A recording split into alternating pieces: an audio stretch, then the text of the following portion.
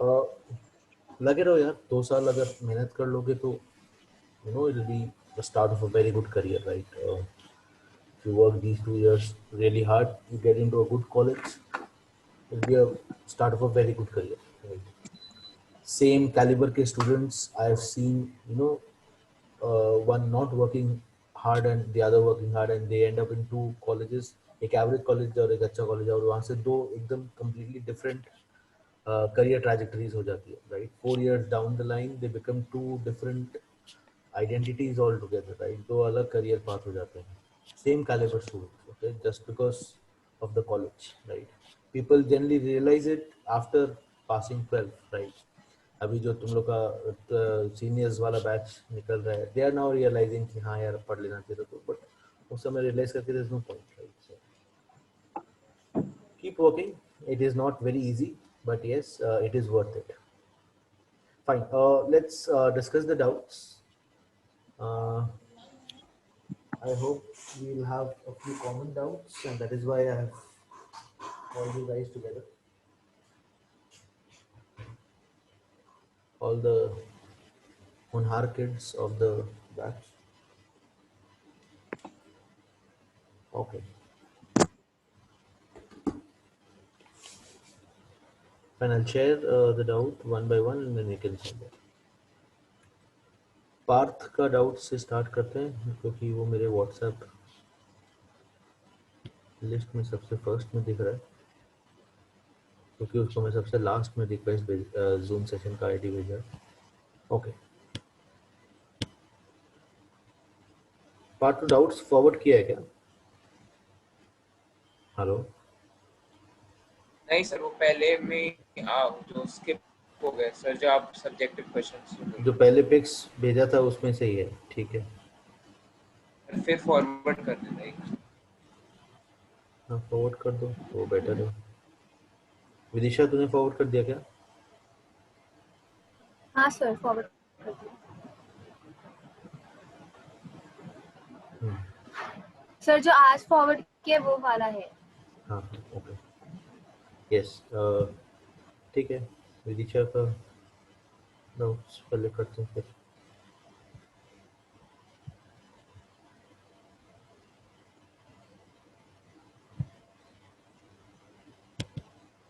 Okay, question number 22.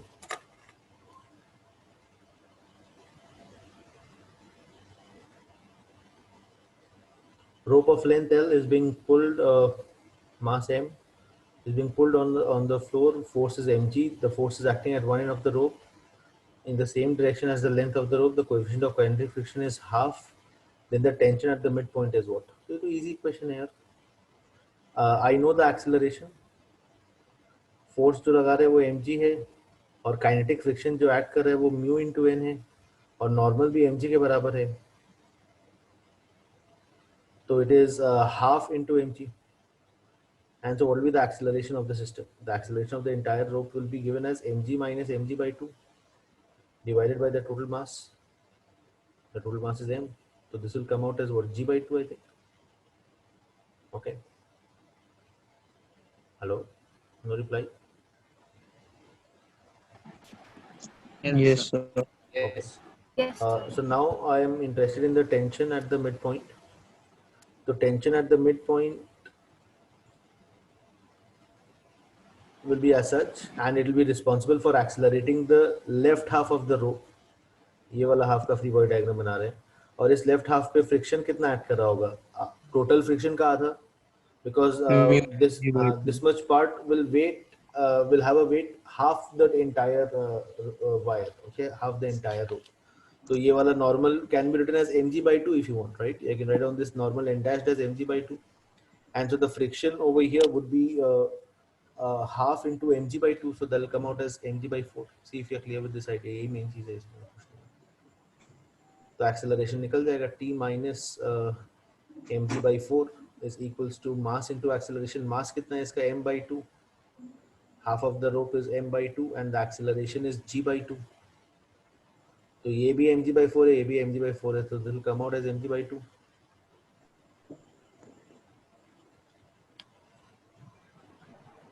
क्या दिया answer? हाँ सर ठीक है, mg/2 है। सर तो वो ये एक क्यों बार नहीं वापस होगा? बताएंगे mg/4 मतलब हुआ।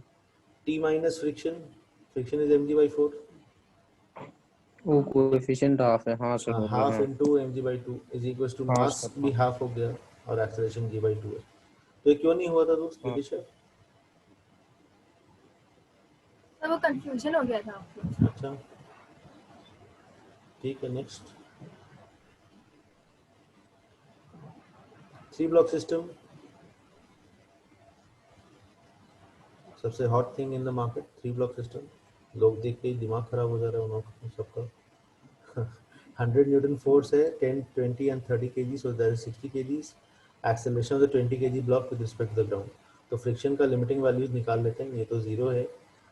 ये वाला friction will B how much? 50। F1 का maximum 50 value is 50 and F2 का maximum value is 75 this would be 30 into 75 आ 75 जाएगा। ठीक है, तो नाउ 100 न्यूटन में पहले चेक करेंगे कि कॉमन एक्सेलरेशन कितना है सिस्टम का। तो एक्सेलरेशन ऑफ द सिस्टम जो तीनों बॉडीज एक साथ मूव करना चाहेगा will be 100 divided by 60, so 5/3 आगे गुड। तो now I will have to check whether the friction available is sufficient enough और नॉट। तो अभी friction between the blocks A and B के लिए क्या लिखेंगे? How will I check whether the blocks A and B are moving together और not? नीचे वाला ब्लॉक को कौन ड्राइव कर रहा है? नीचे वाला ब्लॉक को सिर्फ फ्रिक्शन ही ड्राइव कर रहा है। तो फ्रिक्शन 75 है, तो the lowest block can have what maximum acceleration? AC max क्या होगा? 75/30, yes, so that will come out as 2.5. ठीक है ना? Now what is the maximum possible acceleration for the block, for the 20 kg block? Maximum possible acceleration of the 20 kg block. So 50/50. Friction 50 rightwards add कर रहे हैं, अगर इस block के ऊपर 50 लेफ्टवर्ड्स ऐड करें तो इसको 50 राइटवर्ड्स ऐड कर रहे हैं, राइट? और अगर इसको एक साथ मूव करना है, right, if I assume that B and C move together as a system, then what can be the maximum acceleration? 50/50. 50 minus what? 1 meter पर सेकेंड स्क्वायर हो जाएगा ना। मैं बी प्लस सी को अगर एज सिस्टम लिया, क्योंकि सी पे बी और सी के बीच में फ्रिक्शन काफ़ी है, स्लिपिंग होगा तो ए और बी के बीच में होने का चांसेस है। तो बी और सी अगर एज अ सिस्टम मूव कर रहा है, then what is the maximum acceleration that they can afford? This will be F1 का reaction which is 50 newtons, and so the acceleration will also come out as 1 meter per second square. ठीक है ना? इस case में what will be the friction between the blocks 20 and 30 वो निकाल सकते हैं। 1 मीटर पर सेकंड स्क्वायर के लिए आई विल जस्ट नीड F2 का how much value? 30 Newton's, and the availability is 75 newtons. So this will be the final scenario when the friction is 50 newtons on the blockage. Okay, और slipping between A और B start हो गया, A और B के बीच में slipping start हो गया, तो A का क्या acceleration होगा? 100 minus 50 by 10, so it will be 5 meter per second square. See if you're clear with this. So 20-30 kg blocks are moving together as a system with an acceleration of 1. हाँ, अब बोलो क्या doubt है इसमें? So sir, can we say that actual friction, which is maximum between the block B and C, is only 30 newtons? It cannot be more than that. हाँ, उसके ऊपर जायजा नहीं है, उसके ऊपर जायजा नहीं है, एकदम सही बात है। देखो समझ में आ रहा सर वो है? 1 मीटर पर सेकंड स्क्वायर कैसे आया? सॉरी, सर वो 1 मीटर पर सेकंड स्क्वायर कैसे आया? फ्रिक्शन बिटवीन 10 एंड 20 को F1 अज्यूम कर ली 50 है, उससे ज़्यादा तो हो ही नहीं सकता फ्रिक्शन। हाँ सर। और F2 क्या चाहेगा कि B और C साथ में मूव करे? F2 को कोई ज़रूरी नहीं है कि वो ज़्यादा है तो वो ज़्यादा ही एक्ट करके दिखाएगा, उसको बस यही चाहिए कि B और C साथ में मूव करे, and to move together the friction that you need is 30 F2. So F2 तो 30 से ऊपर जाएगा नहीं, so the system can have a maximum common acceleration of what? Of this 1 meter per second square. हाँ sir. उसके बाद में A का एक्सेलरेशन बढ़ता जाएगा और B और C उतना ही एक्सेलरेशन पे रह जाएगा। और बोलो क्या डाउट है इसमें? तो इसमें हम लोग B और C को एक माने हैं क्योंकि The फ्रिक्शन purpose, बिटवीन हाँ, A और हाँ, B, हाँ, A और B लिमिटिंग हो गया और B और C अभी भी स्टैटिक है। फ्रिक्शन का पर्पस यही है कि स्लिपिंग रोक पर्पस, ठीक है ना? Any doubts in this question? Please ask. It's a good question. Let's move forward.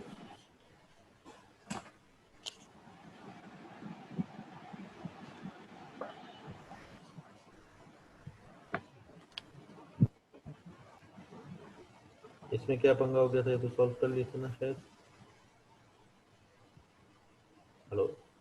Sir ये कल का डाउट्स है, अच्छा, जो आज डाउट्स भेजे है वो वाला। ये आज आज का है?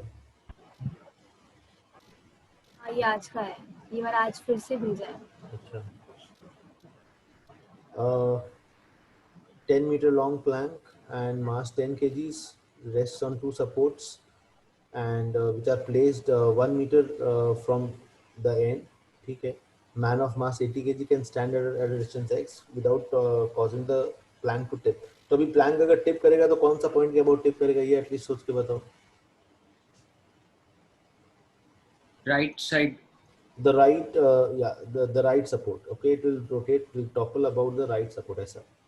तो अगर राइट सपोर्ट के अबाउट जस्ट जब टिप करने वाला है तो it will leave the contact over here, the normal over here will become zero. देखो यहाँ तक समझ में आएगा। जस्ट जब टॉपल करने वाला है then it will leave the contact with the left support. Hello, सो गए? Yes, sir. Yes sir. तो बस हाँ, अभी सर, ठीक है। इक्वेशन लिख लो। अपन को x का वैल्यू चाहिए तो mg का anti clockwise torque of the plank is being balanced by capital mg का clockwise torque of the man. तो क्या इक्वेशन होगा? टोटल 10 मीटर्स है तो ये हाफ 5 मीटर्स हो गया, और ये 1 मीटर है तो this length will be 4 meters. देखो समझ में आया या नहीं? mg of the plank into 4 is equals to mg of the man into x। x निकाल लो, x ही तो निकालना है। हाँ सर। इतना सिंपल सा क्वेश्चन था। डेल्टा पानी लो, उसमें डूब मरो। नेक्स्ट क्वेश्चन में जाते हैं। ये आज का क्वेश्चन है, ये किया हुआ क्वेश्चन है तो नहीं सर। ये जूम सेशन में हाँ। करे थे, लास्ट जूम सेशन में। म्यू का एम का मिनिमम मैक्सिमम वैल्यू निकाल लो और फिर जो उस रेंज में लाई करता है उसको मार्क करना है, हाँ सर। ठीक है ना? ये 100 kg ब्लॉक है और इक्विलिब्रियम में रह रहा है, तो 100,000 इंटू साइन 37 करेंगे तो ये कितना आ जाएगा वो निकाल लो। और फ्रिक्शन एक बार डाउनवर्ड्स ऐड करेगा, एक बार अपवर्ड्स ऐड करेगा। When will the friction act upwards? When the tendency is to slide down. तो टेंडेंसी अगर स्लाइड डाउन करने का है तो फ्रिक्शन जब ऊपर ऐड कर रहा है तो this will give you what? This will give you minimum value और maximum value. This will give you minimum value of M, और मैक्सिमम वैल्यू ऑफ एम कहाँ से मिलेगा? When the tendency is to move up, Move up तो उस समय friction, limiting friction will act down downwards. And so that will give you the maximum value of M. तो अब इस range में जो भी लाई कर रहा है वो सब आंसर्स हो गए।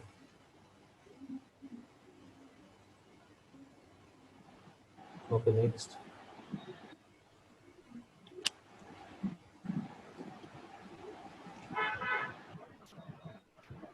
ये वाला क्या इसमें कैलकुलस लगेगा?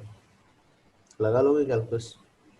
सर इसमें कोएफिशिएंट ऑफ फ्रिक्शन चेंज कैसे हो रहा है, मतलब हो ही डिस्टेंस सकता है के यार, साथ? वो सरफेस ऐसा बनाया गया है कि वो डिस्टेंस जैसे ज़्यादा कवर कर रहा है वैसे वैसे ज़्यादा वो दिया हुआ है, तो ठीक है। मतलब कैसे हो रहा है वो अपन को नहीं सोचना है, हो रहा है बस ये मान लो।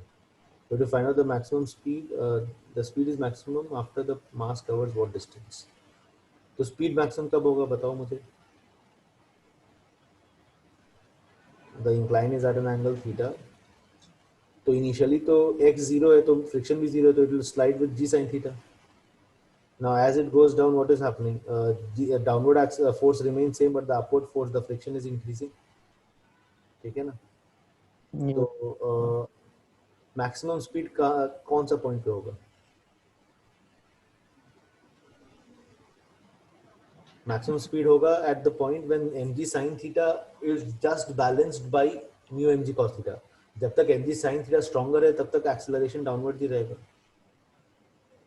It can be written as mg sin theta minus mu mg cos theta by m। तो this is the acceleration at any point. और एक्सेलरेशन को क्या लिख सकते हैं, v dv dx is equals to g sin theta minus mu को लिख सकते हैं mu nought x cos theta, और अभी बस इंटीग्रेट करना है,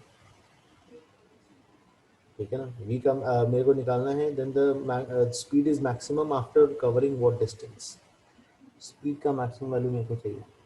तो इसमें यार बिना कैलकुलस के भी कर सकते हैं यहाँ पर। तो at maximum speed what is the idea, अगर स्पीड का वैल्यू पूछा होता how much is that maximum speed, then I would need calculus. Okay, to find we would need calculus,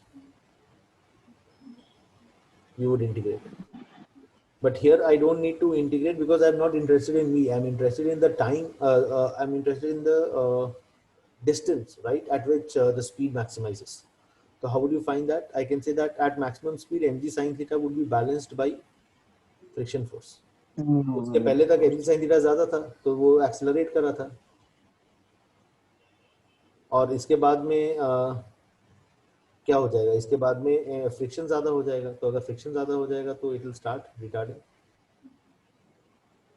क्योंकि जैसे जैसे x बढ़ रहा है the friction goes on increasing and so the velocity will start decreasing after this. So this is the point of maximum velocity. See if you are clear with this idea. यहाँ पर the velocity is increasing, this at this point the velocity is maximum and beyond that the velocity starts decreasing. So I'm only interested in this point. So mg sin theta can be written as mu mg cos theta, mu is mu naught into x into mg cos theta.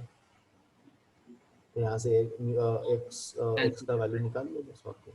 Sir कितना simple question था, हम लोग क्या क्या सोच रहे थे। Very good. Velocity अगर निकालना होता then it would be a good question. मतलब मुझे भी फर्स्ट में पढ़ के लगा कि हाँ वेलोसिटी निकालना होगा, इंटीग्रेशन लगेगा, बट सर तो फिर वो केस में भी कैसे निकलेगा? सॉरी, वो वाला केस के लिए भी एक बार बता दीजिए ना, इंटीग्रेट कैसे करेंगे इस कि केस अगर में? मैक्सिमम वेलोसिटी निकालना है तो ये जो एक्सप्रेशन है v dv is equals to g sin theta dx minus mu nought cos theta into x dx, ये एक्सप्रेशन आया। क्या किया मैं, dx को सिर्फ राइट में ले गया and now I can integrate. at when x was 0 the velocity was also 0, when x is this value that we have calculated, ये इसको x naught अगर मान लेते हैं, when the value of x is equal to x naught, that is the time at which the maximum velocity is maximum. तो यहाँ से vmax आ जाएगा, vmax square by 2 is equals to g sin theta into x naught, x naught already पता है हमें, we can substitute that, minus mu naught cos theta into x naught square by 2. हाँ समझ में आया तो बहुत बढ़िया, नहीं समझ में आया तो भी चलेगा, ये वाला समझ में आ गया तो बस ठीक है। This is very easy to understand. आगे चले। Yes sir. अब सर पे उठा लिया, पहले बैठा हुआ था उस पे, अभी सर पे उठा लिया इसको। they are at a distance l/4 and l/6 from the nearest end, ठीक है ना, l/4 and l/6, and you have to find out the ratio of the normal reactions. तो simple question है, this is the center of mass, okay, तो n1 plus n2 मिलके क्या होगा, weight को balance कर रहा है, okay. Now about the center what can I say, the torque produced by n1 and the torque produced by n2 must be equal. How much will be the torque produced about the center of mass? Torque of n1 will be in the clockwise sense is equals to torque of n2 in the anti-clockwise sense.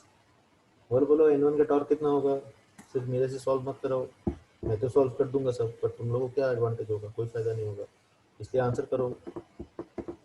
n1 n1 into l/4 l/4 centre of mass mid point पे है, तो n1 into l/4 is equals to what, n2 into l/6 l/2 Right, minus l/6 नहीं दोस्त, l/6 l/2 minus l/6, तो इसको तो 2l/3 हो गया, हाँ तो n1/n2 का रेशियो निकाल लो, कोई प्रॉब्लम ही नहीं है इसमें तो, है ना।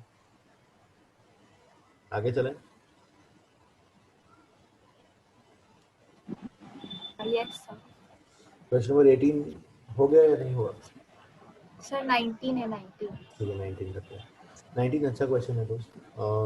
इसमें you know it is like a book shaped structure, the surface on which the block is sliding down, मतलब थोड़ा सा बुक को खोल के उसमें कोई ब्लॉक रख देंगे तो वो स्लाइड डाउन कर रहा है, okay. So if you carefully observe, this is mg sin theta and the friction on the block will act from the two surfaces, वो दोनों surfaces पे friction act करेगा backwards. See if you are clear with this, okay, क्योंकि दोनों surfaces से normal force मिल रहा है block को, देखो सामने आ रहा है या नहीं? The normal force is available from on the block due to both the surfaces. So both the surfaces पे sliding हो रहा है, तो both the surfaces will provide friction. And how much is that normal force? Normal forces का जो vertical component है, how much will that add up? बोलो। mg नहीं, यही तो प्रॉब्लम था क्वेश्चन में। g cos theta, √2n g cos theta. Normal का जो वर्टिकल कंपोनेंट है वो किसके बराबर होगा? sir mg cos theta. mg cos theta, ये तो mg cos थीटा है ना, perpendicular to the incline is mg cos theta. तो नॉर्मल का जो रिजल्टेंट है n resultant is equal to mg cos theta. And how much is this resultant? ये 90 degree है तो 45 डिग्री है, right? This entire thing is 90, so this is 45, this is 45, so n by root 2 and n by root 2, so √2n 2 into n by root 2 I can write it as mg cos theta। तो यहाँ से n आ जाएगा। Once you get n, you get the maximum friction as well, mu into n. And what will be the acceleration? mg sin theta minus 2fk by n. देखो समझ में आ रहा है या नहीं? सर नॉर्मल वाला पार्ट समझ में नॉर्मल वाला पार्ट नहीं समझ में आया। नॉर्मल का जो रिजल्टेंट नॉर्मल फोर्स है, that is provided by the vertical components, right? Vertical components will add up and the horizontal components will cancel off. ठीक है ना? एक ओपन बुक स्ट्रक्चर में ब्लॉक को प्लेस किए तो दोनों सरफेस से तो उसको दोनों सरफेसेस पे तो वो प्रेस कर रहा है, right? The block is pressing both these surfaces and so there is a normal force in this direction and on the other direction. तो दोनों का वर्टिकल कंपोनेंट्स ऐड अप होके वेट का कंपोनेंट को बैलेंस कर रहे हैं। mg cos थीटा को बैलेंस कर रहा है, mg sin थीटा के कारण तो स्लाइड कर रहा है, it is not balancing mg, and resultant is balancing mg cos theta. See if you're clear with this. These angles are 45 degrees, that is why I wrote it as n by root 2. So 2 into n by root 2 is equals to mg cos theta, first equation. Friction is equals to mu n and acceleration is this much. Can you move forward? Yes sir Okay. A particle of mass m moves and velocity v1 moves in the positive y direction and is projected on the belt that is moving with a velocity v2 in the x direction. बहुत बढ़िया बात है।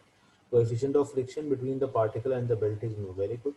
Assuming that the particle first touches the belt at the origin, find the xy coordinate where the particle stops sliding. निकाल दो उसमें क्या?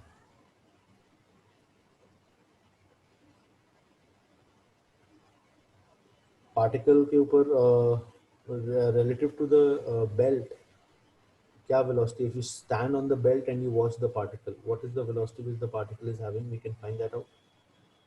It will have a velocity v1 upwards and v2 leftwards.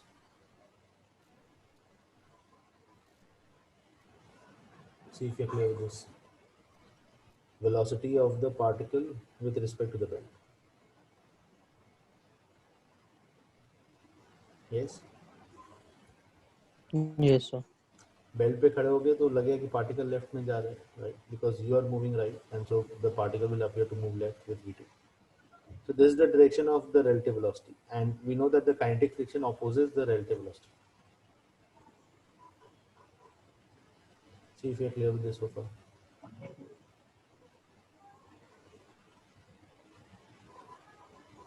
And what do you want the relative velocity to become? You want the relative velocity to become 0. We want the relative velocity to become 0. तो particle finally क्या v2 से rightwards move करने लग जाना चाहिए. The particle must finally start moving rightwards with the velocity v2. Then we can say that the relative velocity becomes 0. See if you are clear with this. तो friction जो act कर रहा है वो म्यू एन जी एक्ट कर रहा है, उसका दो कंपोनेंट होगा, एक डाउनवर्ड एक राइटवर्ड्स, तो उसके कारण v1 कम हो रहा है और v2 भी कम हो रहा है. And what would you Yes. Want it to become? You would want it to become how much? 0. Relative velocity को 0 करना है बस. सर तो मतलब फ्रिक्शन का जो रिजल्टेंट होगा और जो वेलोसिटी का रिजल्टेंट है वो दोनों ऑपोजिट कैंसिल आउट होगा तो ही ऑपोजिट डायरेक्शन में ऑपोजिट दोनों. हाँ, दोनों ऑपोजिट डायरेक्शन में. तो एक्सेलरेशन ड्यू टू फ्रिक्शन तो म्यू जी होता ही है. तो टाइम पता चल गया अपन को. ठीक है ना? क्या टाइम पे पार्टिकल स्टॉप करेगा बोलो, मतलब स्लिप करना कब स्टॉप करेगा, तो वो पूछ रहा हूँ। The relative velocity is what, root over of v1 square plus v2 square divided by the acceleration u g. V equals to u plus at. Final velocity should become 0. vrel is equals to urel plus arel t. Urel is root over of v1 square plus v2 square, and we want the final relative velocity to become 0. Matlab the particle has started moving with the belt, and arel is mu g, that of friction. तो time निकल जाएगा. तो अब time निकल गया तो you can also find out the X coordinates and the Y coordinates. Can you do that? Can you find the x and the y coordinates? Hello? Bekar response. Yes, sir. What will be the displacement of the particle in the x direction? Displacement along x will be half ax t square, and displacement of the particle in the y direction will be what? V1 t minus half ay t square.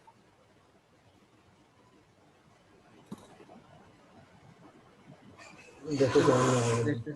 Sir x direction में v2 क्यों नहीं लेंगे, particle का क्योंकि initial तो right velocity v2 में थोड़ी ऊपर है. लगा ना. इनिशियल वेलोसिटी पार्टिकल का v2 थोड़ी है. इनिशियल वेलोसिटी 0 है पार्टिकल का along x. फाइनली v2 हो जाना चाहिए. हाँ सर. और बोलिए क्या डाउट है इसमें? क्वेश्चन तो अच्छा है.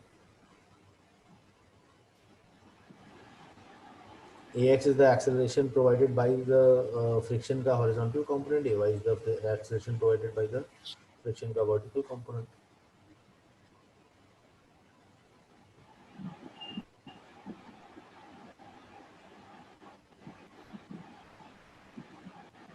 Can we move forward?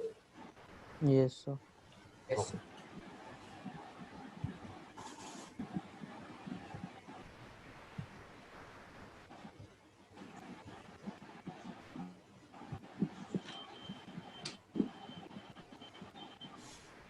A package is at rest on the conveyor belt, and the belt starts moving right for 1.3 seconds with a constant acceleration of 2 meter per second square.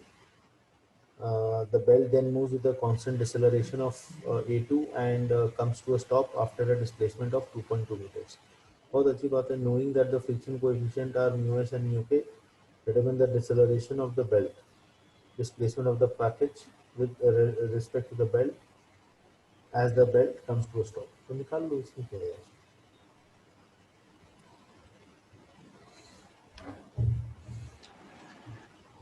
कैसे solve करेंगे बोलो? जितना particle accelerate करे उतना ही belt, जितना belt accelerate करे उतना ही belt को रिटार्ड करना होगा, स्लो डाउन करना होगा, so that the final velocity become 0. ठीक है ना?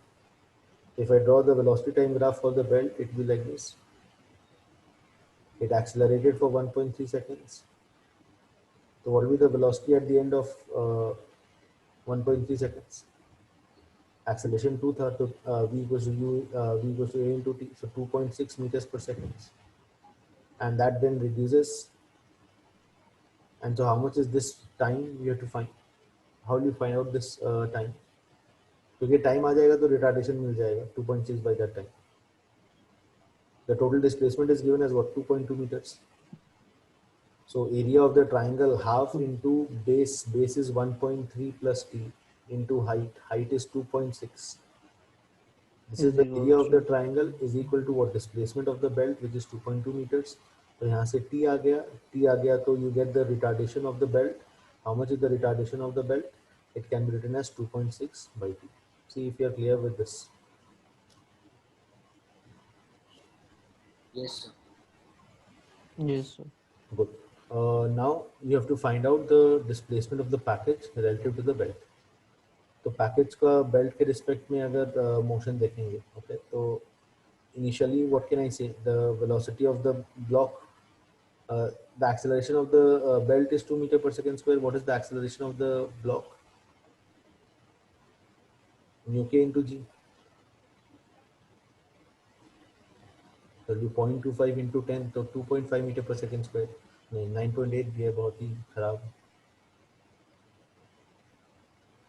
प्राणी लोग हैं 9.8 भी हैं, ऐसा प्रॉब्लम में भी, तो ठीक है जो भी है 24.5 24.5 तो नहीं हो गया, सॉरी 2.45 हो सकता है, हो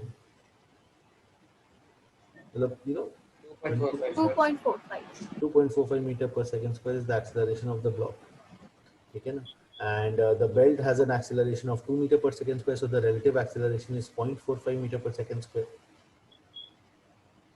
Are we clear तो with this? सर ये लेफ्टवर्ड मूव्स करेगा, Sorry, तो फिर इसका एक्सेलरेशन रिलेटिव तो सर ज्यादा है उससे। हाँ तो ये फॉरवर्ड मूव कर रहा है, हम्म, ये फॉरवर्ड मूव कर रहा है, हाँ बोलो। The acceleration of the block due to the kinetic friction is Acceleration of the block into the kinetic friction, due to the kinetic due to friction the kinetic friction, हाँ will be opposite to the direction of actual acceleration. will be opposite to the direction of actual acceleration. क्या चीज का actual acceleration? Actual acceleration of the block with respect to ground. Actually मतलब ये तो acceleration आ गया when the block is slipping. Initially अपन को first में check करना है कि block slip कर रहा है कि नहीं कर रहा है, क्योंकि 2 meter per second square से belt move कर रहा है, तो I'll first have to find out how much is the acceleration of the block with static friction. तो kinetic friction से अगर 2.45 है तो static friction से तो maximum acceleration block का ज़्यादा ही होगा, μs into g. तो initially what can I say? Initially I can say that the block will move along with the belt. तो उस समय slipping हो ही नहीं रहा. It is moving with the belt. So it will move 2 meter per second square acceleration से with the belt, along with the belt, up till 1.3 seconds. उसके बाद में what is happening? The belt starts slowing down. Okay, the belt starts slowing down. ठीक है. So now there will be slipping between the block and the belt. We'll have to check how much. तो ये acceleration A2 आ गया. Okay, how much is this A2 coming out? You can calculate it, and then you can compare it with the acceleration of the block when it is slipping. ठीक है ना, तो अगर उससे ज़्यादा आ रहा है A2, then it means that the block will slip. Otherwise, if A2 comes out to be less than Amax, then what can you conclude? Then it is also slowing down with the belt, and it would come to rest with the belt, and there would be no relative displacement in that case. ठीक है ना? Sir, acceleration of block से समझ नहीं आया. Acceleration of the block 2 meter per second square है, ये समझ में आ रहा है? हाँ sir. हाँ, तो it accelerates along with the belt, right? So they gain maximum velocity. They come to the maximum velocity at the same time. Now the belt starts retarding with 2.2 meter per second square. Not with 2.2 meter per second square. Sorry. It starts retarding with the value A2. A2 से retard कर रहा है. Now I have to check whether this A2 is possible by the static friction or not. अगर वो A2 जितना provide कर सकता है, if A2 is less than Amax, then it means that it slows down also with the block, with the belt, and so there is no relative motion and no relative motion. But if A2 comes out to तो semi greater than acceleration से Amax, जा रहा है. हाँ वो तो ज़्यादा आना ही होगा, वो तो obvious सा बात है. Then it will mean that there is slipping. So if there is slipping, then the acceleration of the block will be how much? It will be mu k into g. ये 2.45 वाला. So and while acceleration, both have there is no slip because acceleration of While acceleration there is no slip, while retardation there is slipping. ठीक है ना, तो relative acceleration निकालेंगे अपन, कितना हो जाएगा वो acceleration of the block 2.45 minus A2 that we have calculated from this expression. ठीक है ना, तो A block minus A2, and we already know the time for slipping, so I can write down time for retardation. I can just write it as half AL into T square plus O2. AT already calculate किए हैं, देखो समझ में आया या नहीं.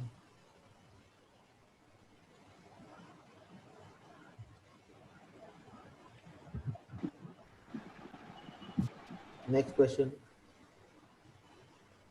Force is acting against time as such, and you have to find out the correct option. At time 2 seconds. So maximum friction कितना है? 6 न्यूटन. तो 6 न्यूटन तक तो कुछ भी नहीं हो रहा, right? The body will remain at rest. Up till 6 seconds, the block will remain at rest. See if you're clear with this. At 2 newtons, the friction is 2 newtons. At 8, the friction will be 6. Is it right or wrong? ये right ही होगा, of course. Right. क्योंकि वो maximum है. क्योंकि Maximum limiting friction हो गया ये, kinetic friction, limiting friction same ही है. At time 10 seconds, what will be the acceleration of the block? At time 10 seconds, the force is 10. So 10 minus 6. ये कैसा क्वेश्चन पूछिए? Divided इसका ऑप्शन भी नहीं आया. mass, तो ये acceleration 2 meter per second square हो गया. At time 12 seconds, the velocity of the block is 8 meter per second. तो velocity निकालना है तो 6 सेकंड तक तो the block remained at rest, right? और फिर उसके बाद में if I just try to plot the acceleration time graph, how would it look like? Up till 6 seconds, it is at rest. Then the acceleration starts increasing with the force, right? When the force becomes 10 newtons, how much is the acceleration at that time? At time 10 seconds, the acceleration is 2 meter per second square.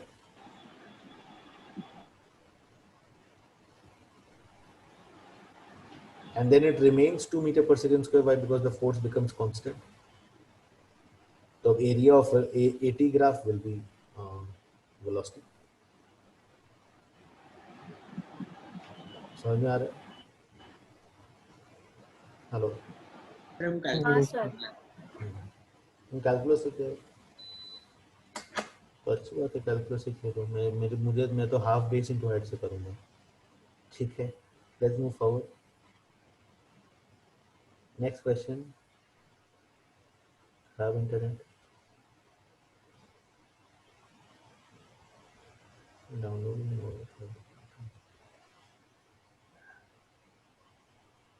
Crore out बिकती.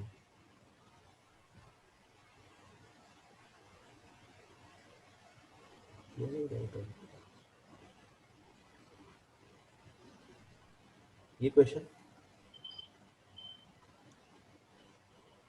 हाँ sir. A block of mass 5 kg is placed on a rough horizontal surface. A block can be pulled horizontally by an unknown force. The contact force between the block and the surface can be how much? So it can be anything between n and root over of n square plus h square. Or क्या? Contact force can be anything between n and root over of n square plus fl square.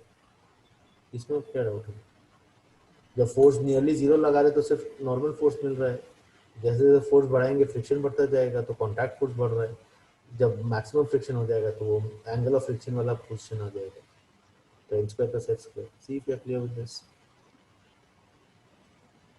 No response. Yes sir. Yeah. Ram is running up and running down with some acceleration on the plank on of a fixed incline. Which of the following cases are possible? तो राम के ऊपर friction किधर add कर रहे हैं पहले ये बताओ. Down the मैं कल वो एक डायग्राम बनाया था एक आदमी का चलता हुआ पाँव का. तो वो अगर फॉरवर्ड जा रहा Yes, होता है तो फ्रिक्शन कौन सा डायरेक्शन में ऐड कर रहा होता है? फ्रिक्शन फॉरवर्ड Right, डायरेक्शन में ऐड करता होता है. ठीक है ना. मैन का मोशन को हेल्प करता है friction, right? Why? Because the man tries to, माने मैन का जो फुट है दैट इज माने trying to slip backwards and so the friction from the ground on the man acts in the forward direction. तो यहाँ पर भी वही हो रहा होगा. फ्रिक्शन इसके ऊपर फॉरवर्ड ऐड कर रहा है और angle sine theta downward add कर रहा है. तो फ्रिक्शन का जो रिएक्शन है वो प्लैंक के ऊपर अपवर्ड्स ऐड कर रहा होगा. देखो यहाँ तक कहानी क्लियर है. So, बोलो. sir, but acceleration of man relative to the plank will be in the downward direction. तो सर फ्रिक्शन तो ओपोज करना चाहिए उसमें. मैं वही बोल रहा हूँ ना. मैंने it is not like a block sliding down the plank. It is not the case of the block sliding down. तो ये इसलिए क्योंकि खाली वही फोर्स एक्ट कर रहा है मैन. नहीं, मैन के ऊपर तो same M G sine theta और फ्रिक्शन ऐड कर रहा है जो एक ब्लॉक के ऊपर भी ऐड करता है. But the block would have slided down, the friction would have acted up. But here as the man walks और runs, the friction will act in the direction of his motion. तभी तो man चल पाएगा. ऐसे चलता है वो पता है तुम लोग को, right? So every time you're walking, you're pressing the ground backwards, and so the friction on you is in the forward direction, in the direction you're walking or running. yes. Yes. Understood. तो बस friction of the incline है on the plank and so that might balance mg sin theta of the plank, right? तो Planck में accelerate down और accelerate up depending on mg sin theta ज्यादा है friction से या नहीं है. ओके, देखो समझ में आ रहा है या नहीं? Yes sir. Okay, home assignment 5 question 1. ये क्वेश्चन क्यों नहीं हुआ दोस्त? गोला करके टिक किया हुआ है, मतलब हो गया सर? हेलो, सर थोड़ा सा कंफ्यूजन है, कंफर्म हाँ. करने खाली. अच्छा ठीक है, कंफर्म कर नेटवर्क लो यार. फोर्स राइटवर्ड्स है तो पहले फ्रिक्शन यहाँ पे लिमिटिंग एक्ट करेगा, वो 1 न्यूटन फ्रिक्शन है, तो ये टेंशन फिर 9 न्यूटन हो जाएगा. फिर यहाँ पर फ्रिक्शन कितना है? 4 न्यूटन है ना? तो 5 न्यूटन. ये 5 5 न्यूटन न्यूटन हो तो जाएगा फिर और 10 5 और न्यूटन 5 हो जाएगा. मिलके 10 न्यूटन हो जाएगा. और इसमें So, कौन सा बड़ा बात है? बोलो. so in the last question, so the force, the acceleration of the block will not be only F, friction on the man. Will also F plus mg sin be theta. the, yes. yes. आगे चलते हैं.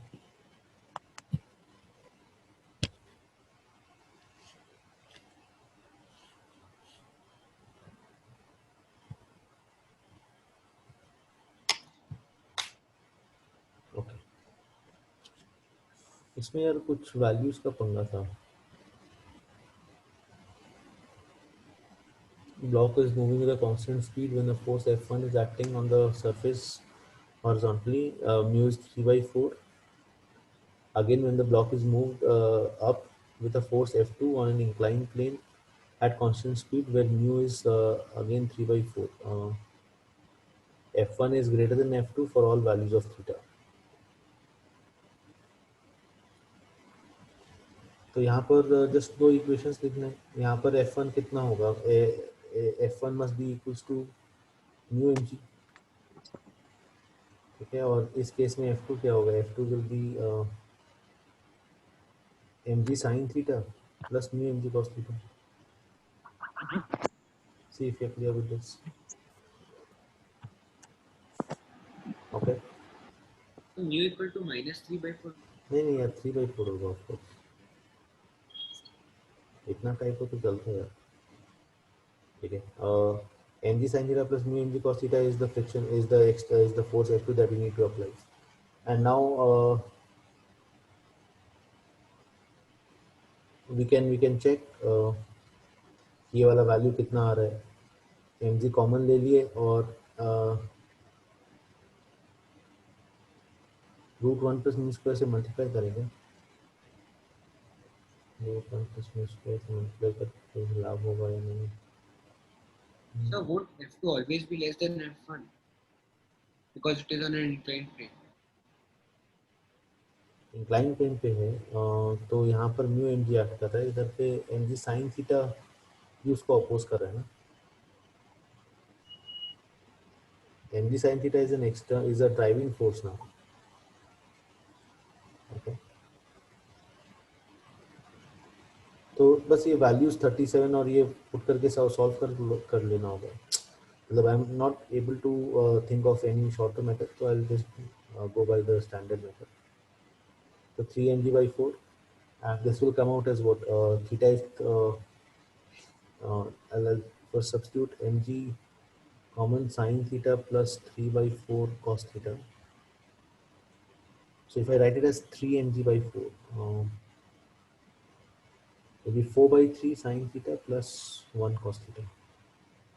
See if you're clear with this.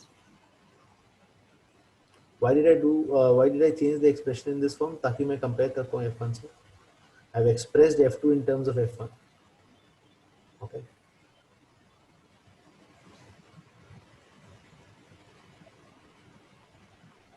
So this value will be greater than 1. Please realize this. ये वाला value greater than 1 आ जाएगा ना? Yes sir. Yeah. So F2 will be greater than F1. See if you're clear with this. 4/3 sin theta plus 1 cos theta will be greater than 1। इसके ऊपर कुछ तो बोलो तुम लोग। Yes. कैसे पता चलेगा ये? 5 बाहर एलसीएम ले लेंगे और 3 बाहर लेके चले जाएंगे, तो 5/3 लिखेंगे। 4/5 sin theta plus 3/5 cos theta, and so 5/3 into sine of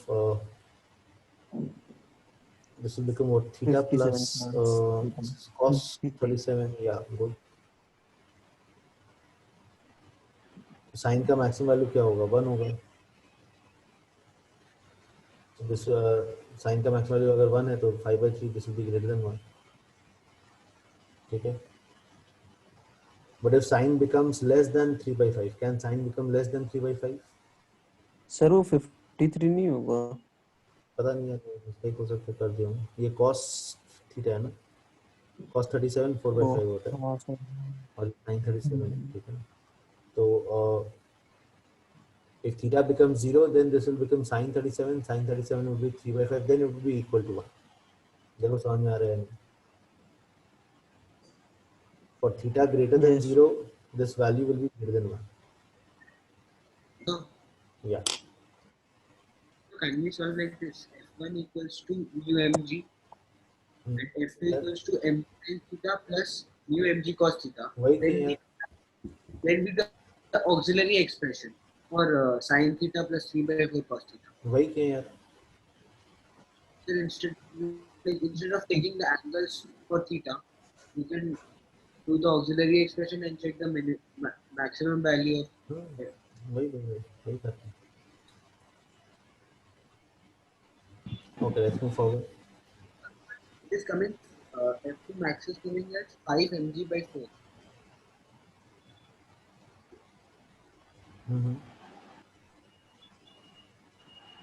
बताओ, बोलो क्या बोल रहे हो अभी? F2 maximum is coming as 5 mg/4. F2 max से तो कोई मतलब ही नहीं है मुझे। You just have to compare F1 and F2। F1 is I have expressed F2 in terms of F1, so that it is always easy for me to compare the two things। F2 is equals to F1 times something, and that something I have proved is greater than 1। तो बस हो गया problem वहीं पे solve. Okay, fine, let's move forward। Sir लेकिन ये कोई option में है ही नहीं F2 हाँ, तो वही मैं बोल रहा था ना, इसका कुछ ऑप्शन में पंगा था, इसका ऑप्शन में कुछ पंगा था।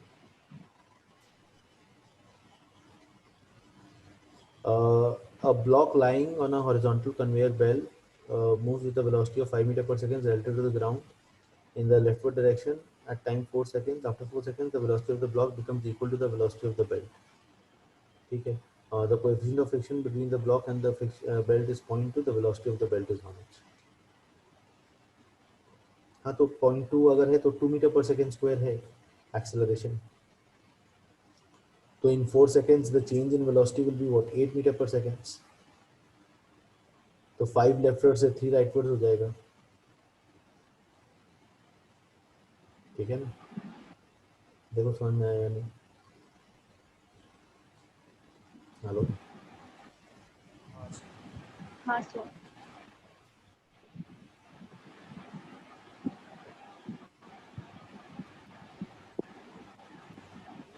सर एक बार वापस बता दीजिए ना, थोड़ा ऑडियो डिस्कनेक्ट हो गया था। एक्सेलरेशन 2 मीटर पर सेकेंड स्क्वायर है, ठीक है ना? Yes, sir. Mu into g, and that is rate of change of velocity. But 4 second में वेलोसिटी कितना चेंज हो जाएगा? 8 मीटर पर सेकंड से।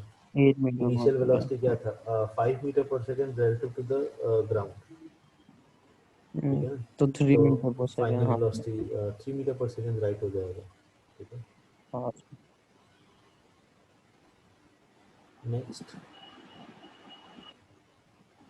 ये तो सॉल्व कर लिए थे अपन। हाँ सर हो गया।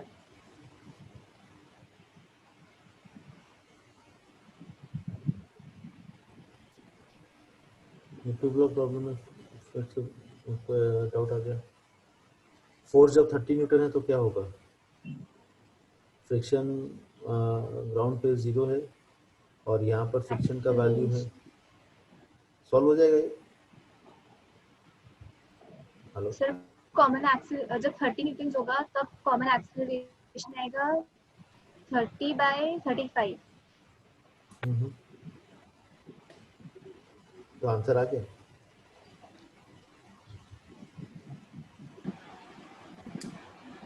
और फ्रिक्शन 40 होगा। नहीं, हाँ मतलब we can calculate it ना। 40 हाँ। This is a 10 kg block, this is a 25 kg block बस, and force 30 है तो acceleration is 30/35 and friction is driving the lower block, so friction will be mass into acceleration. Mass is 25 and acceleration is 30/35, तो 5 से cancel off करेंगे तो it will be 150/7. That is the friction. But यहाँ पे acceleration ही निकालना है and that much friction would be available, I'm sure, right? Mu का value is acceleration is friction is 0.4, so the maximum friction is how much?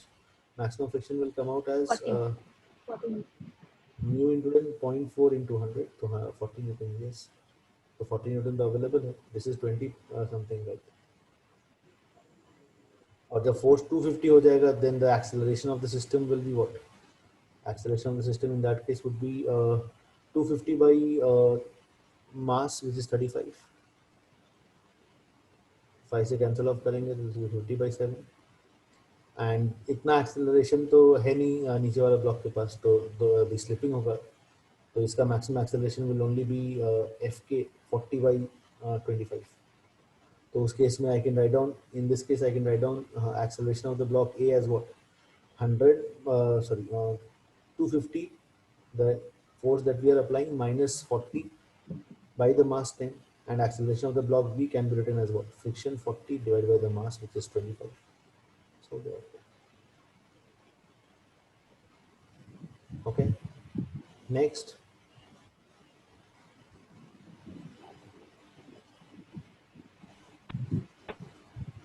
Next और किसका doubt है? I've sent it.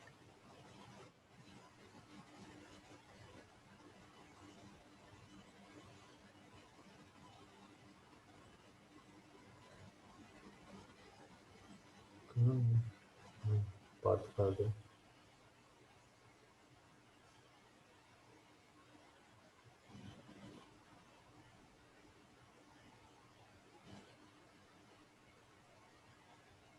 Just a moment.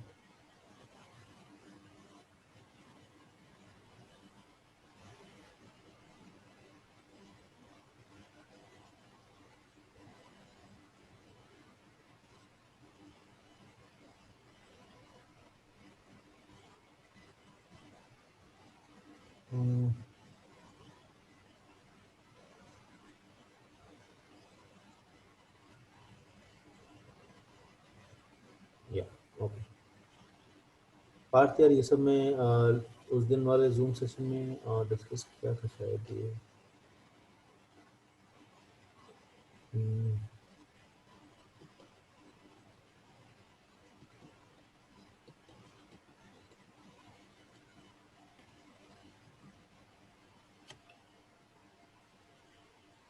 ठीक है, I'll share.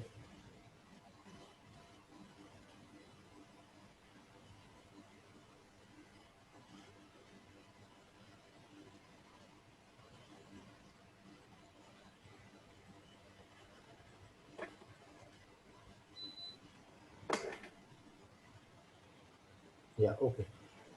Let's try to solve. कौन सा question है पार्थ, बोलो. तो सबसे फर्स्ट ओके. ऐसा बुकलेट में भी था, पर ये Friction coefficient US and UK is 0.8 and 0.7. Friction coefficient between the truck and the road is 0.9. Initial speed is 15 meter per second.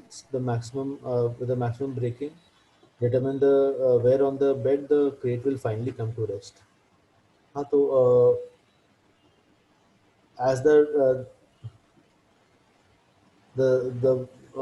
truck will stop faster क्योंकि उसके ऊपर फ्रिक्शन ज़्यादा ऐड कर रहे हैं, ठीक है ना. तो इसका जो एक्सेलरेशन होगा वो म्यू जी हो जाएगा 0.9 into 10, तो 9 मीटर पर सेकेंड स्क्वायर. बट इसका मैक्सिमम एक्सेलरेशन क्या हो सकता है, इसका मैक्सिमम रिटार्डेशन क्या हो सकता है? इसका मैक्सिमम रिटार्डेशन म्यू के इंटू जी अगर करेंगे तो this will come out as 7 meter पर second square. So relatively, what is happening? The crate is moving forward with respect to the truck. Acceleration of the block with respect to the truck will be 2 meter per second square in the rightward direction. देखो समझ में आ रहा है? Yes, sir. तो 15 meter पर second से stop होने में कितना टाइम लगेगा ट्रक को, वो भी अपने को पता है. v equals to u plus 80 से टाइम आ जाएगा, time to Yes. Stop, right. 15/9 हो जाएगा ना, 15 मीटर पर सेकेंड बाई 9 मीटर पर सेकेंड स्क्वायर, तो 15/9. Okay, and once you know that time you can find out the relative displacement. Is equal to half में बैठा SL is half. Go through it please.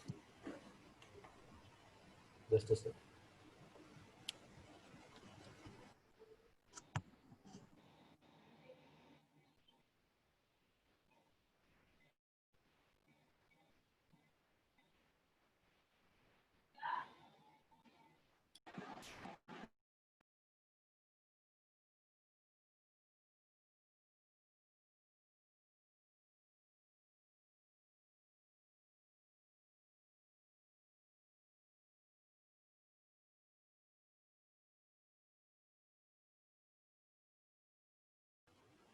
Okay,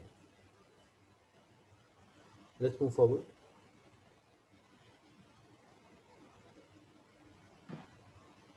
So second or third one.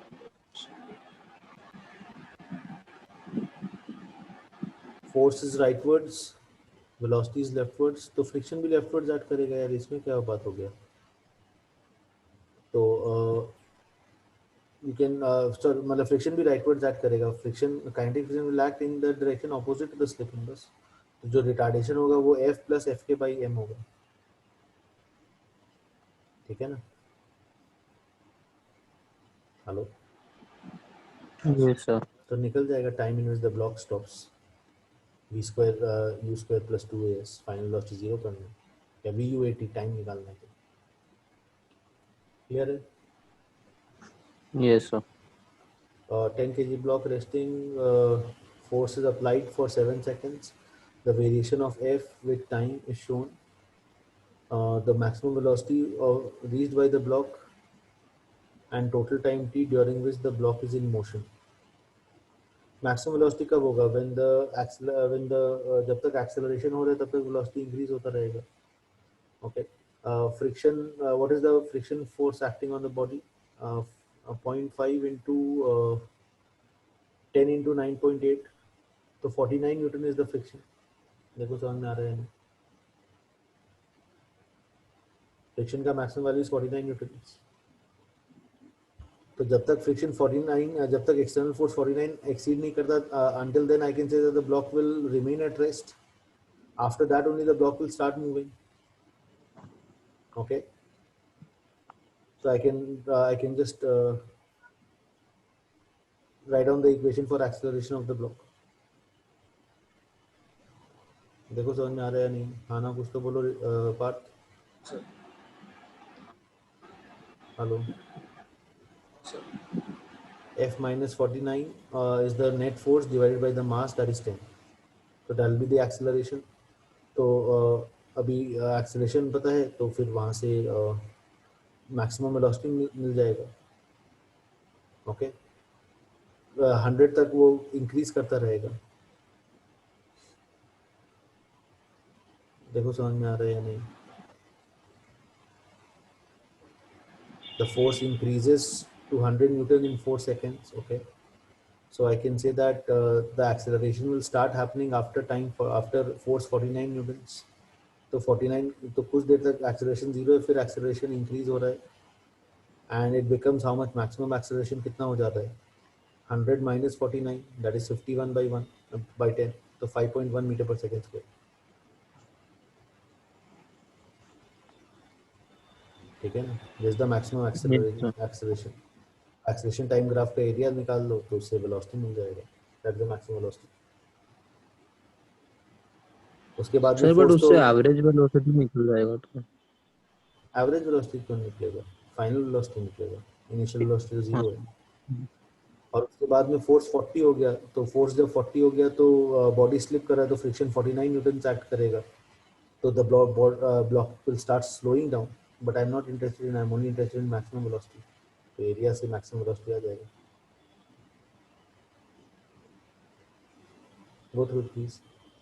Sir जब force 40 हो जाएगा तब तो फिर friction भी तो 40 हो जाएगा ना, क्योंकि बैलेंस फ्रिक्शन करने 40 के लिए. क्यों होगा? तो स्लिप कर रहा है ना. फोर्स तो लेफ्ट, फोर्स हाँ 40 है तो क्या हुआ? फ्रिक्शन 49 अभी भी है, तो बॉडी स्लिप कर रहा है, तो रिटार्ड करेगा. Okay sir.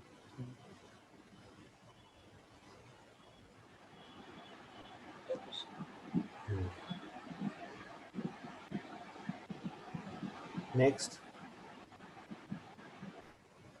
But these two questions.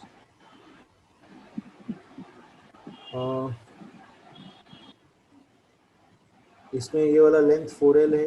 You have to find out the time when the block is only half on the block 2. ठीक है ना. सेंटर ऑफ मास का पोजीशन इधर से इधर पे आ जाना चाहिए. ठीक है ना. तो what is the relative displacement which the centre of mass is done? 4L minus, sorry, L sir वो माइनस एल L by होगा ना. 4. Okay, L minus L by 8 है ये.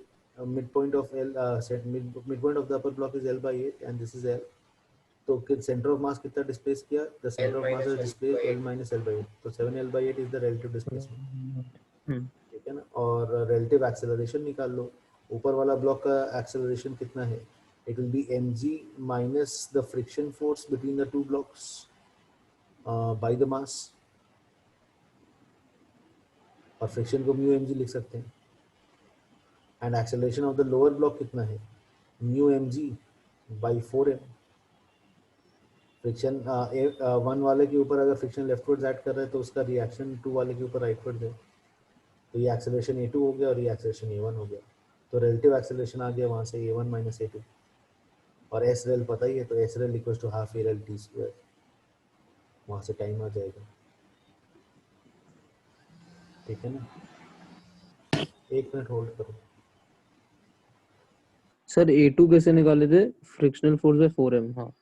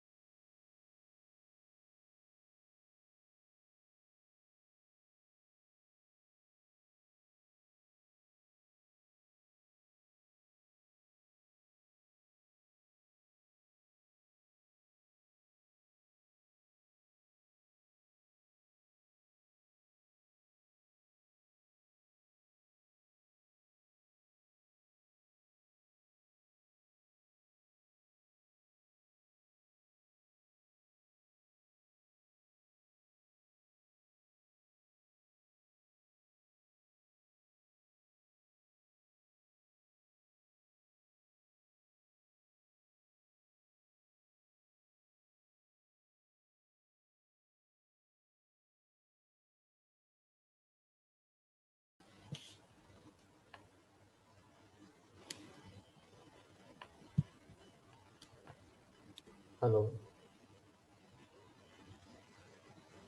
Hello yes sir. Yes, sir. Hello, कोई है? Yes, हाँ sir, सभी है। Okay, sorry. हाँ हाँ, ठीक है। सॉरी सॉरी यार, बीच में मैं नैनी का जॉब करने चला गया था। मतलब ये फुल टाइम मेरा नैनी का जॉब है, टीचर तो मैं पार्ट टाइम ही हूँ। Okay, so this is the relative acceleration, right? And we can find out the time, right?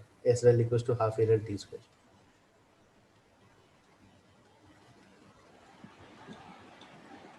Right, so from this we can get the time. और time निकल जाएगा तो डिस्टेंस निकल जाएगा. You have to find the distance move the block two moves. ठीक है ना? तो since we know the distance acceleration of the block two, I can say that the end we have found out the time in which it will move to the right most end. तो वहां से मैं निकाल सकता हूँ displacement of the block two is equals to what, half a2 into t square. तो t जो इधर से कैलकुलेट करेंगे उसको इस एक्सप्रेशन में सब्स्टिट्यूट कर देंगे. सर A1 वाला पार्ट एक बार वापस बता दीजिए ना। एक्सेलरेशन a1 के लिए तो अब मैं बस सिर्फ 1 और 3 को देख रहा हूँ. इस टाइप की प्रॉब्लम तो अपन की है नेट अनबैलेंस लोड हाँ वाला. सर। ठीक है ना? ये mg is the helping force और जो लग रहा है वो उसके ऊपर डिस्टर्बिंग फोर्स है. तो mg minus F by the total mass 2 वो लगा दिए. हाँ सर। ठीक है. और इस केस में लोअर वाला जो नीचे वाला जो क्वेश्चन है उसमें निकालना है acceleration of the two blocks. तो यहाँ पर ऊपर में म्यू कम है, नीचे में the value of mu is greater. तो this will the acceleration of this block will be less than the acceleration of the upper block. ठीक है ना? And so you can find out the relative acceleration again, right? Acceleration of the block 1 can be written as what? G sin theta minus mu by 2 g cos theta. And acceleration of the block 2 can be written as what? Acceleration of the block 2 कैसे लिखेंगे? दो G frictions sin theta minus mu b cos. Plus mu by 2g cos theta. yes, तो दो friction force act कर रहे हैं. G sin G sin theta theta plus mu by minus 2 g cos theta minus mu g cos. हाँ sir. mg sin theta plus small mg cos theta, okay, by 2 और minus capital mg into mu into cos theta. ठीक है? तो यहाँ by है, तो this will give the acceleration a2. और फिर वापस से वही करना है, SRL equals to half AL t square. Same ही क्वेश्चन है. हो जाएगा सर. नेक्स्ट बोलो क्या डाउट है?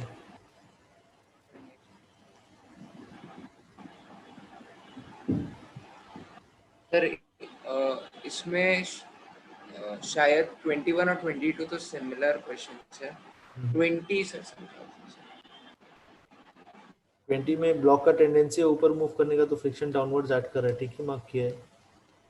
तो to just lift vertical component हो जो नॉर्मल का होगा, तो इधर क्यों n cos 37 वर्टिकली अपवर्ड्स होगा ना.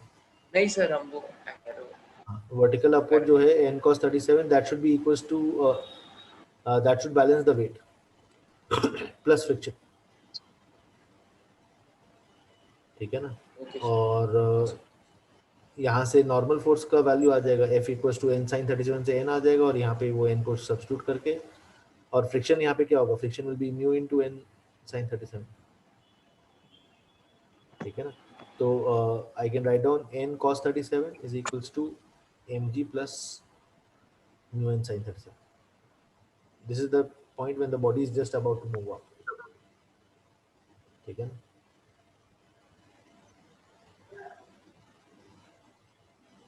Okay, let's move forward. और बोलो. ये वैसे ही क्वेश्चन है प्लैंक वाला. फ्रिक्शन इसके ऊपर, मैन के ऊपर फॉरवर्ड डायरेक्शन में फ्रिक्शन ऐड कर रहे हैं.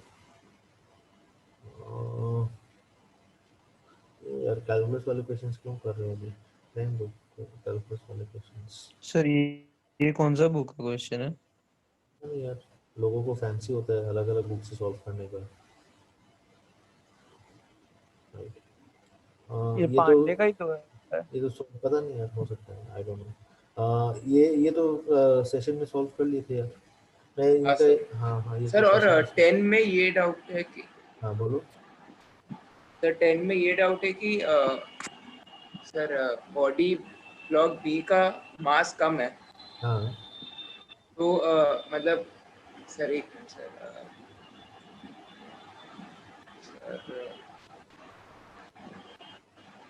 सर तो दोनों को कॉमन एक्सेलरेशन से ही मूव करना चाहिए ना। नहीं, ऐसा कुछ नहीं है यार, फ्रिक्शन बिटवीन द ब्लॉक्स के ऊपर डिपेंड करेगा। फ्रिक्शन बिटवीन द ब्लॉक्स क्या है, ग्राउंड फ्रिक्शनलेस है तो एक्सेलरेशन ऑफ द सिस्टम अगर एक साथ मूव कर रहा है तो 110 डिवाइडेड बाई 9.7 प्लस 4.2 आ गया, this the acceleration of the system. आप चेक करेंगे कि ग्राउंड में जो फ्रिक्शन है वो प्रोवाइड कर पा रहे हैं या नहीं, उसको क्या लिखेंगे, mass of B into the acceleration of the system, this is the required friction. और मैक्सिमम अवेलेबल फ्रिक्शन कितना होता है, mass of mu M G. तो अगर मैक्सिमम फ्रिक्शन ज़्यादा है तब फिर एक साथ मूव करेगा। सेम स्टैंडर्ड पॉइंट, ठीक है। नेक्स्ट सर 9 सर 9 में बॉडी राइट में मूव कर रहा है और ब्लॉक डाउनवर्ड्स मूव कर रहा है, और friction coefficient is mu between the block and the ways. You have to find out the acceleration of small m relative to the horizontal surface on which the wedge slides. हाँ तो ये तो simple question है यार, इसमें क्या doubt हो गया। सर ग्राउंड फ्रिक्शनलेस है, ठीक है ना, तो T will be equals to capital M plus small m into acceleration A। Rightward acceleration अगर A है तो ब्लॉक का डाउनवर्ड एक्सेलरेशन भी A होगा, ठीक है ना।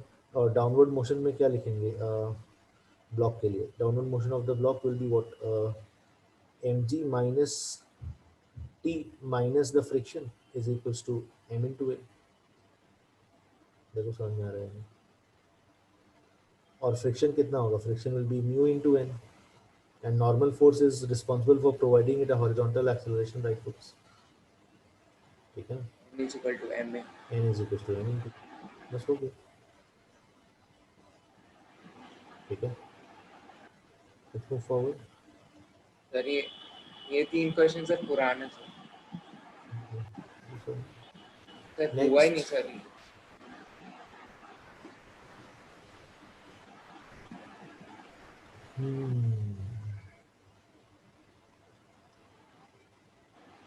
acceleration string का m1 climbs up the rope with an acceleration of 1.2 meter per second square, and m2 climbs up the rope with an acceleration of 2 meter per second square with respect to the rope।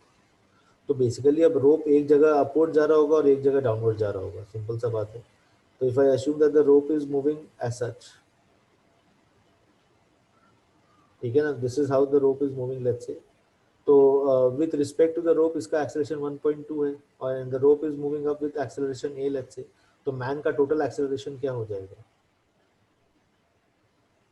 acceleration of the man will be what, acceleration of the man with respect to the rope plus acceleration of the rope, 20%।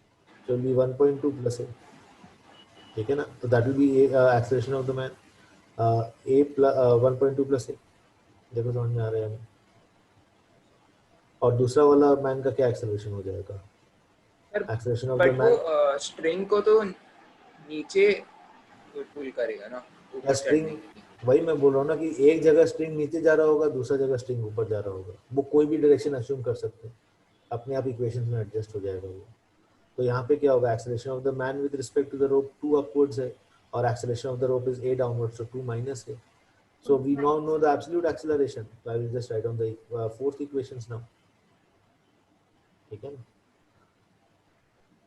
देखो समझ में आ रहा है हमें, t minus m1g is equals to m1 into a1 और ये a2 है,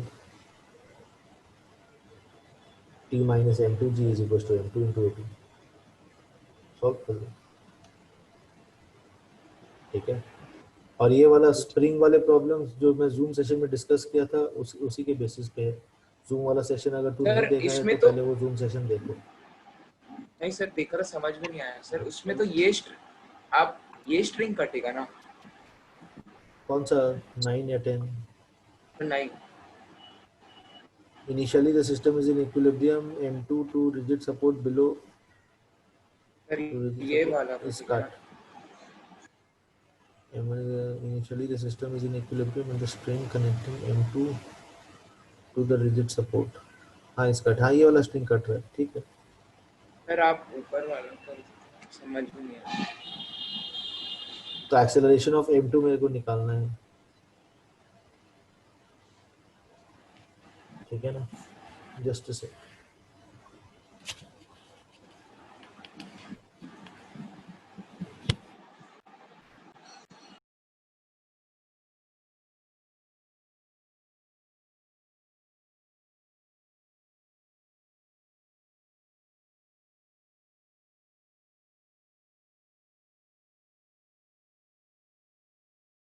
हाँ बोलो।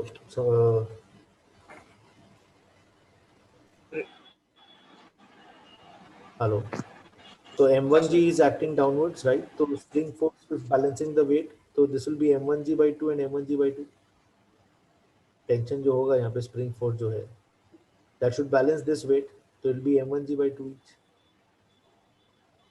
ठीक है? और ये यहाँ पर टेंशन कितना होगा? यहाँ पर टेंशन होगा कि ये m1g by 2 है, यहाँ पर भी फोर्स, और m2g डाउनवर्ड्स है, और बाकी टेंशन यहाँ पे वो बैलेंस कर रहा था, तो स्ट्रिंग हट जाएगा, तो m1 का क्या एक्सेलरेशन आ जाएगा? m1g by 2 minus m2g, this is the net force, that will be equals to m2 into a. तो यहाँ से एक्सेलरेशन आ जाएगा m2 का। कुछ भी नहीं है यार, ये सब प्रॉब्लम्स है। थोड़ा 10 में शायद आंसर गलत आ रहा है सर। फॉरवर्ड करना मुझे क्या तेरा वर्किंग, ठीक है? Okay next.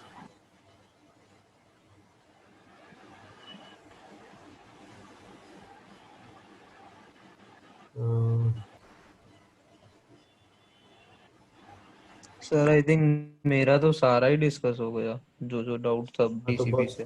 बहुत अच्छा बात है सर बुकलेट्स है थोड़ा। I have next Arya. Arya, your doubts are done? So few of them are left. Your them are clear? You've forwarded them? हाँ सर एंगेज है, फॉरवर्ड कर दिया engage. You forwarded it today? आज ही forward किया क्या? हाँ ठीक है, I have them. एंगेज का है तो वही लग रहा है यार, DCP लग रहा है। Anyways, I'll share. Yes.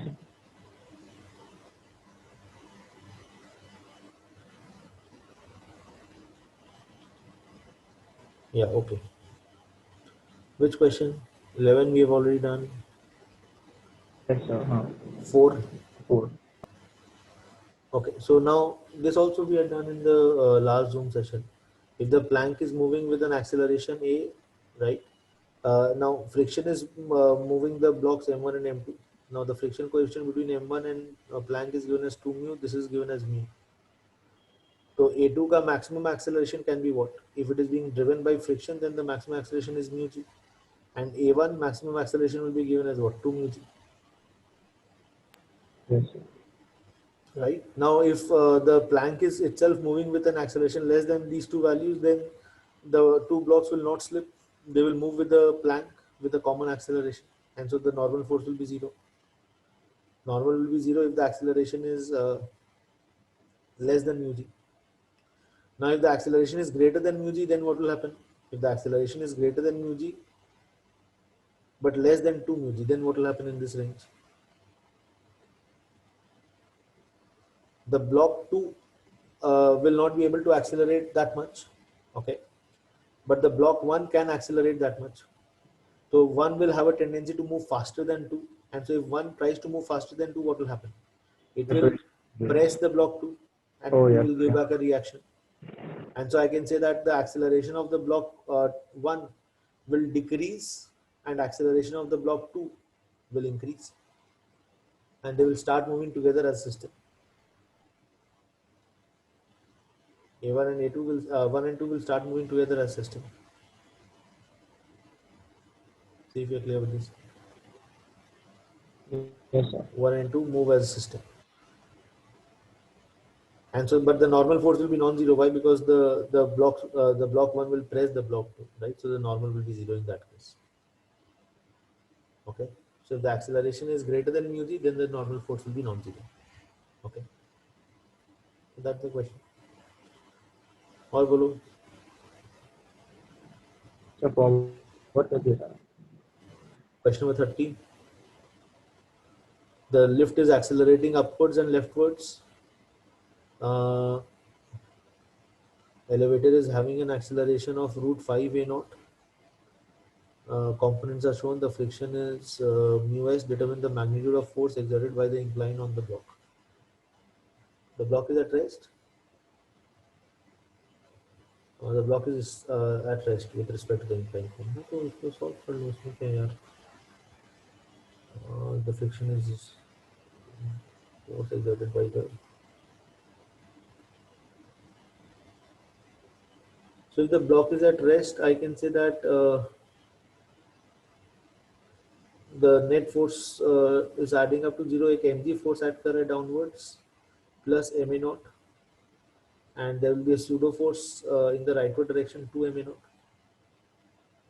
And so the reaction from the block, the contact force from the incline is balancing both the forces. Okay, so the contact force will have a y component and it will have a x component, and they will balance the two forces. So I can write down the contact force as root over of fx square plus fy square. You have to find out the magnitude of the force exerted on by the incline. How much is fx? Equals to 2 ma naught. How much is fy? mg plus ma naught. See if you are clear with this. Yes sir. कौन कितना friction दे रहा है, force कितना normal दे रहा है is immaterial. The essential point is that the block is at rest, it is not sliding, and so I can say that the resultant of friction and normal is keeping the block at rest. तो बस मैं उसका x और y components निकाल पता ही है. I just find out the resultant.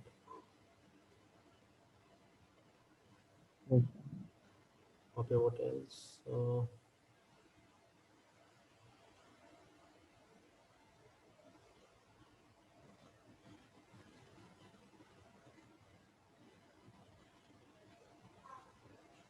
इसमें क्या डाउट है?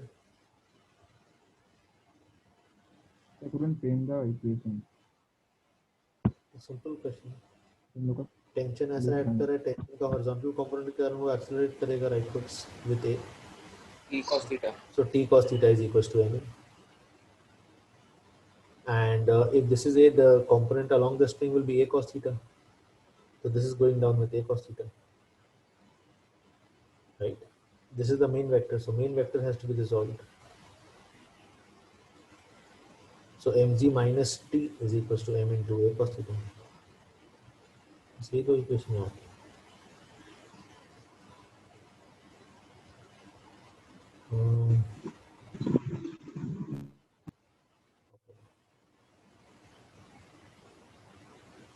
Now here there are blocks A and B. Friction is 0.25. Find the magnitude of the horizontal force necessary to drag the block B with a constant speed if A and B are connected by a light string. Friction at all the surfaces is 0.25. So I want to move the block B leftwards, so it means that the block A will have to move rightwards. Yes sir. है ना? तो B का free body diagram क्या होगा? F leftwards, the body is moving left, so there will be a friction rightwards, there will be a tension rightwards, there will be a friction which is also rightwards. And block A का free body diagram कैसा होगा? Friction leftwards and tension rightwards. So tension in itself is equal to friction only because it is moving with a constant speed, so the acceleration is 0. Okay, so capital F is equals to 3 friction, thrice the friction, and friction is known to you. या फिर इसको F1 लिख लो और इसको F2 लिख लो, because the values will not be same. Normal is different. So I can write it as T is equals to what? F1. And so the external force must be equals to T plus F1 plus F2. Solve हो जाएगा. Okay. Yes sir. Fine.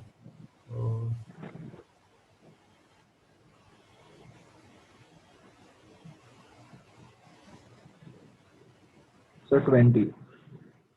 A uniform chain is placed on the rough surface of base length L and height h. Minimum coefficient of friction so that friction between the chain and the surface must be equal to what?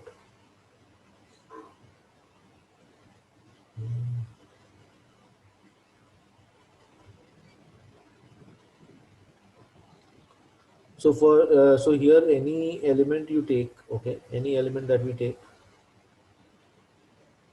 of length whatever dl, let's say, then the force downwards will be what, mg sine theta, dm into g sine theta, and the friction will have to balance it. And how much is the friction? Mu into n, and n is how much? Dm, the mass of that element, into g cos theta, M into G cos. right? So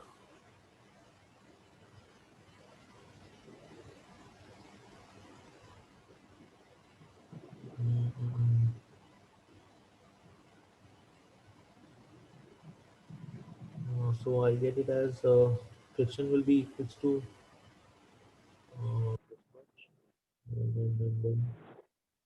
all these frictions must add up to what? Must add up to balance the downward force, right? There'll be this is just for this small little element. जैसा बहुत सारे element होगा, हर एक element का अपना कुछ friction force होगा और अपना कुछ mg sin theta होगा, okay? And so all of this must add up to balance the total mg sin theta. So I can write down friction का maximum value is what, mu mg cos theta. So mu mg cos theta is equals to mg sin theta. So you get the same equation only. Tan theta equals to mu. Okay. And theta is what? Tan theta is h by L. Okay.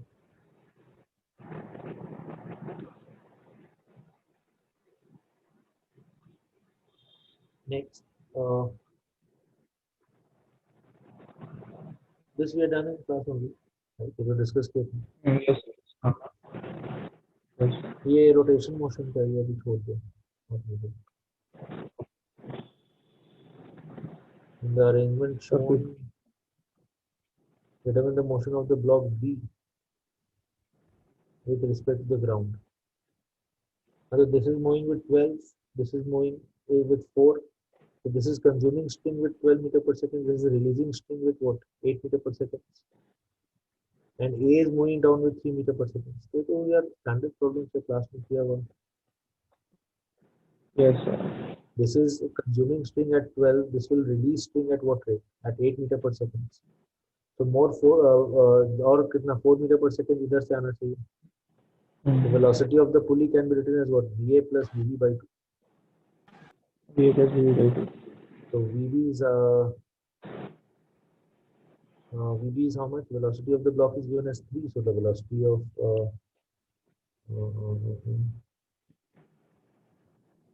block A is moving down. The block A is moving down, sorry. So minus 3. So plus 4 is equals to minus 3 plus VB by 2. Double. 12 meter per second. C is moving up with 4 meter per second. With respect to the, at the same instant, with respect to the pulley, A is moving down with 3 meter per second. With respect to the pulley, A is moving down with 3 meters per second. The absolute velocity means. Okay. So I want the pulley to move up with 4 meter per second. So if this moves up with 4 meter per second, it will consume how much string? 8 meters per second. What is the absolute velocity of the block? Can you tell me? Velocity of the block A with respect to the pulley is 3 meter per second minus j. I can find out the absolute velocity of the block. VA minus VP is 3 minus j. और VP कितना है? 4j cap. So I get it as 7 minus j cap. VA का value 7 minus j cap है. तो जिसको -7 put करते हैं. 7 होगा, हाँ.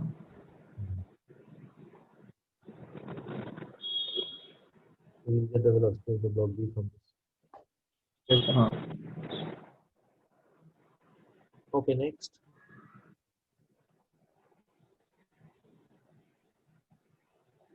Exam round में किए थे ये done? ये सही हो गया था पहले सॉल्व हो गया Okay. सब 5 Mass is 40 grams and the velocity is 1200. The minimum for the man holding it can exert a maximum force of 144. The force is rate of change of momentum. 144 is equals to mass 40 grams 40 by 100 40 by 1000. Number of bullets अगर n है और उसका change in velocity 1200 हो रहा है, n bullets per second fire हो रहा है, तो n निकाल लेंगे.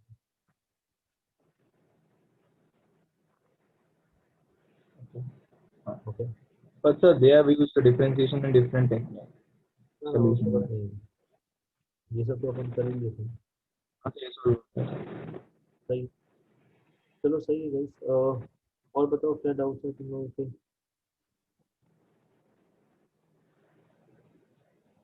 और बोलो. So I have sent it. All I've forwarded all again after deleting. Sir मेरा HA4 और HA5 से है. अच्छा. अभी किए ना HF4 HF5 से doubt?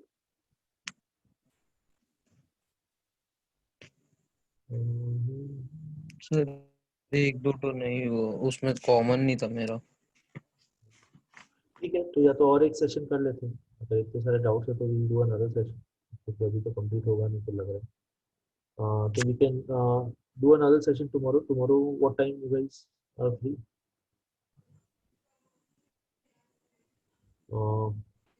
So yes, then after 1. After 1. Sir कोई भी टाइम फ्री है, स्कूल का क्लास कौन नहीं सुनता है. वाह, very good, that's the spirit. Sir हम लोग का कल एग्जाम है सर. वही सर पढ़ना कर हम लोग भी नहीं सुनते. सही. Good, that's the spirit. So we can have it tomorrow after 1. Exam है, अगर कोई प्रॉब्लम है एग्जाम तो कर देना होगा. इसमें तो 11 के 11 में रह जाओगे, 12 सर में सब्जेक्ट क्या है? तो सर हमको एक के बारे में पूछना था सर. हाँ. तो सर KVPY दे क्या ये 11 वाला? अभी जरूरत नहीं है, 12 में देंगे. अभी सिलेबस ही तुम लोग का नहीं हुआ. 11 12 दोनों का सिलेबस के साथ पूछता है. Next year this time will be almost done with the syllabus. That time you can. ठीक है. ओके तो नेक्स्ट ईयर कौन सा कितना मतलब कौन से मंथ में होता है? ये नवंबर टाइप से होता है. अक्टूबर नवंबर टाइप से. So Yeah. so on request, can you please take the test either on Tuesday or Thursday? ये ऐसा क्यों? Yes sir please sir. Sir Wednesday को इतना सारा हो जाएगा, फिर 3 घंटे का एग्जाम है. सर हम लोग का भी फिर वेडनेसडे स्कूल में एग्जाम है. सर 3 घंटा वेस्ट जाएगा सर. सोच रहा आधा घंटा सो ले, 2 घंटा लिख के. ठीक है, स्कूल में एग्जाम चल रहा है तो मैं हाँ तो थोड़ा सा कंसिडर किया जा सकता है. ठीक है, फिलहाल फिगर सर हम लोग का एग्जाम तो अक्टूबर सर में. ट्यूसडे मत कीजिएगा एग्जाम. नहीं, मतलब फिर वो नेक्स्ट वीक होगा अगर करेंगे तो. राइट, अगर पोस्टपोन करेंगे तो नेक्स्ट वीक करेंगे. राइट, ठीक है. तो tomorrow we will meet in the evening. I have a session 4 o'clock से, तो उसके बाद में वी कैन मीट 6:30 types is fine for you. Yes sir. Yes sir. Cool. We can meet that. Okay. Just text me once. I'll schedule the session. Right. Bye bye. Good night. Bye sir. Bye sir. Bye. Thank you sir. Bye.